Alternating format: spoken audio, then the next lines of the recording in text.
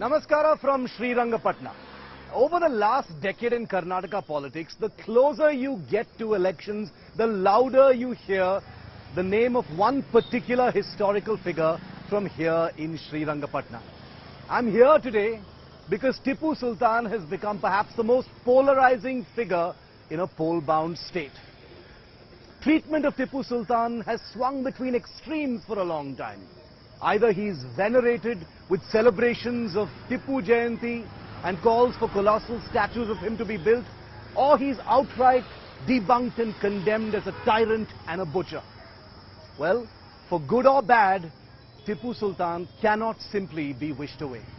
Join me here in Srirangapatna as we piece together a tale of Tipu.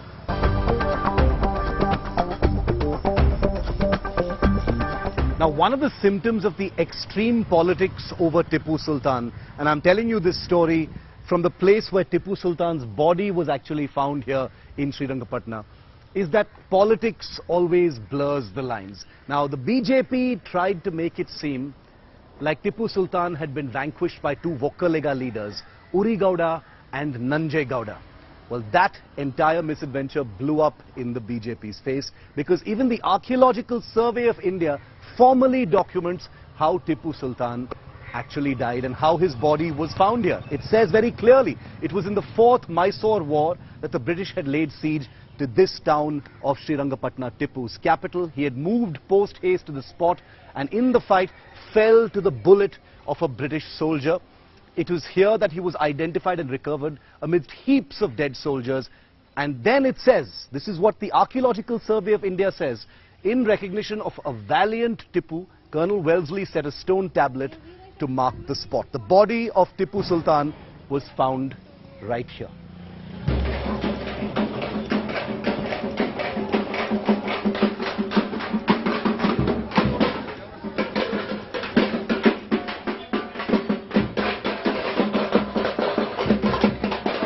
BJP has been completely unwavering when it comes to Tipu Sultan. He's a polarizing figure, but the BJP has consistently painted him as a figure of appeasement for the Congress party and a tyrant and a butcher.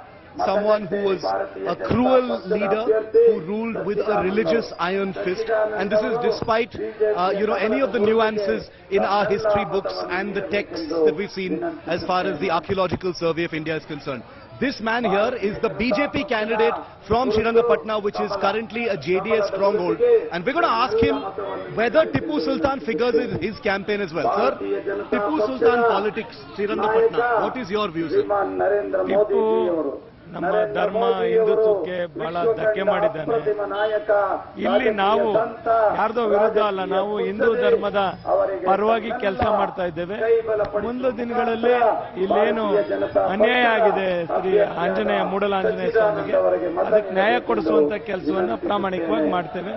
ಮತ್ತೆ ಜನ ಇಲ್ಲಿ ಹಿಂದೆ ಕುಟುಂಬ ರಾಜಕಾರಣವನ್ನ ವಿರೋಧ ಪಡಿಸ್ತಾ ಒಬ್ಬ ಸಾಮಾನ್ಯ ಕುಟುಂಬದ ರೈತನ ಮಗನಿಗೆ, ಒಬ್ಬ ಕಾಮನ್ ಮ್ಯಾನ್ಗೆ ಆಶೀರ್ವಾದ ಮಾಡ್ತಾ ಇದ್ದಾರೆ. ಓದ್ ಕಡೆ ಎಲ್ಲ ಪ್ರೀತಿ ತೋರಿಸ್ತಾ ಇದ್ದಾರೆ. ನರೇಂದ್ರ ಮೋದಿ ಅವರು ಮತ್ತೆ ಹಿಂದುತ್ವ ಮತ್ತೆ ನಮ್ಮ ಬಿಜೆಪಿಯ ತತ್ವ ಸಿದ್ಧಾಂತಗಳನ್ನ ಒಪ್ಪಿ ನಮ್ಗೆ ಆಶೀರ್ವಾದವನ್ನ ಮಾಡ್ತಾ ಇದ್ದಾರೆ sir.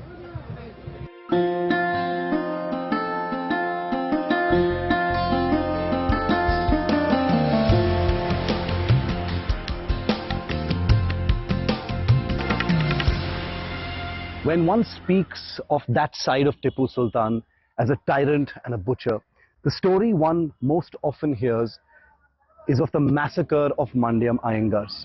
And we hear through oral history and some accounts that it happened right here at the Lakshmi Narasimha Swami temple in Srirangapatna. We're going to go inside because it is here that the community says nearly 1,000 community members who had gathered for a festival were massacred by the army of Tipu Sultan. Join us inside to take a look at where this is said to have happened.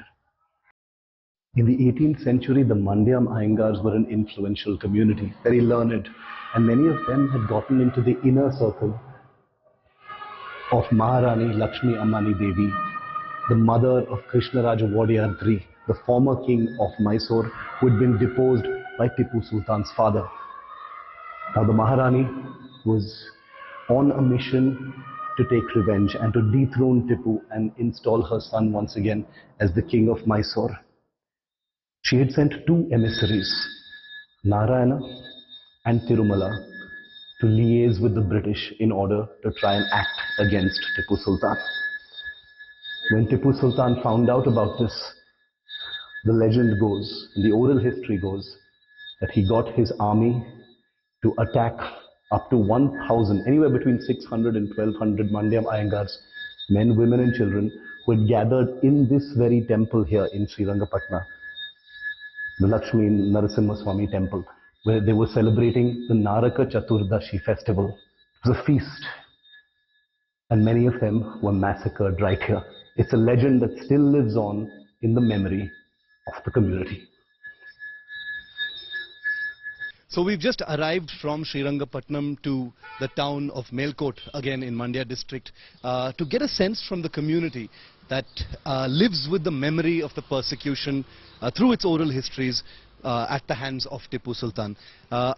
Joining me here in Melkote is Mr. Sampath Kumar. He's a member of the community that lives with that memory of Tipu Sultan and what happened at that time as well. Mr. Sampath, thank you first of all for your time. If we could just walk this way, sir, with me, because this is also our first time in this town. We just saw your beautiful temple as well. The first question I'd like to ask you, sir, is, you know, the Tipu issue itself, your community's memory. If you could tell us a little bit about what you know and what you remember and what you've been told by the elders of your community, sir. Yeah. First of all, we cannot say everything in the written histories, because everything cannot be written and it could also be vanished also. So what we heard from our ancestors is what I'm going to tell you. So it can be, I don't say that if it is not recorded in the history, it is false. So there is nothing like that. So there are so many things in the community as well as in the town. So what happened during that time? So Tipu Sultan was the ruling here in the Srirangapatna region. So of course this town also belongs to his rule. Yes. So first of all, he tortured every Hindus located here, not just to this town, everywhere in his kingdom. He tried to impose his ideology on the people, either to convert or to die. So that was the thing. And later part of that, he tried to demolish our language, Kannada language. He tried to impose his words into the language. Even today we are seeing so many words are there in our government records are from their language. So apart from that, you could see these things over here. Just see this. These are all damaged. Have you ever seen a temple which even one murti over here is not correct? Because everything is damaged. He tried to cut every idol over here. Not only in this circle, also there is an inner circle. You could have visited the temple and have seen these things also. So these are all damaged during that time.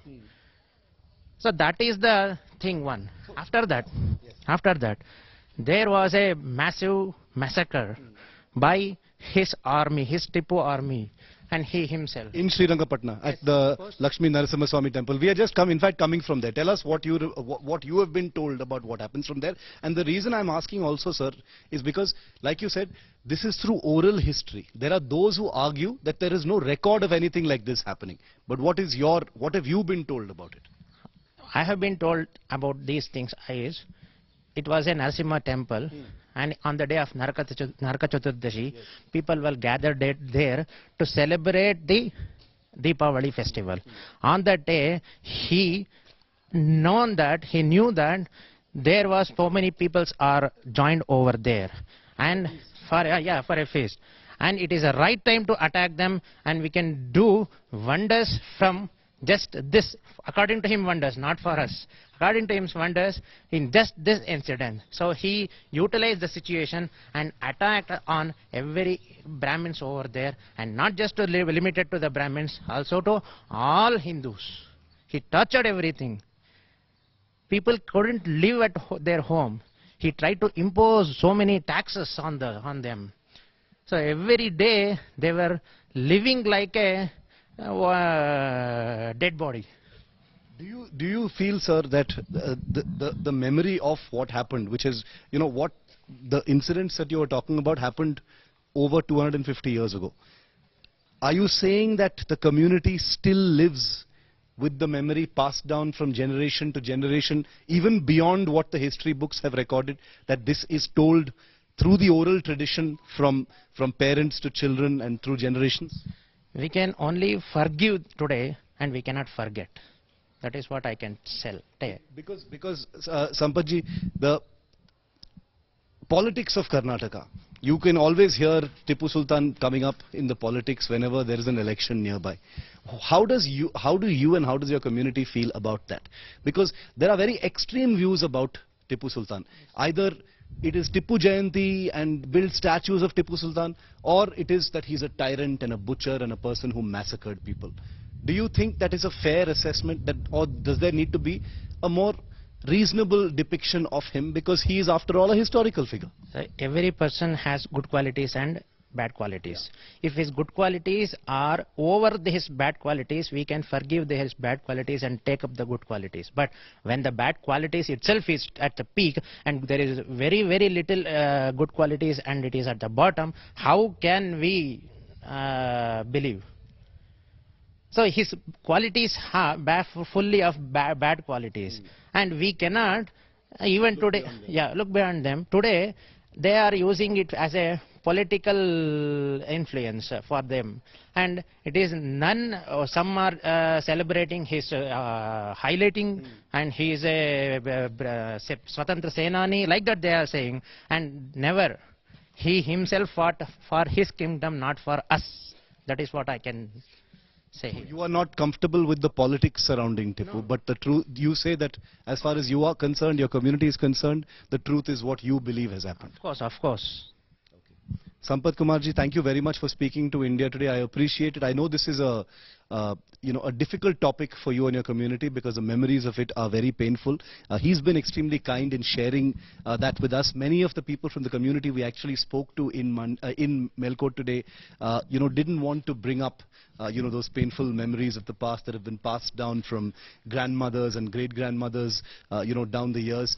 But beyond the history books, there can be historians who argue for and against whether it happened, it didn't happen, what are the numbers, what was the intensity, did a massacre really happen.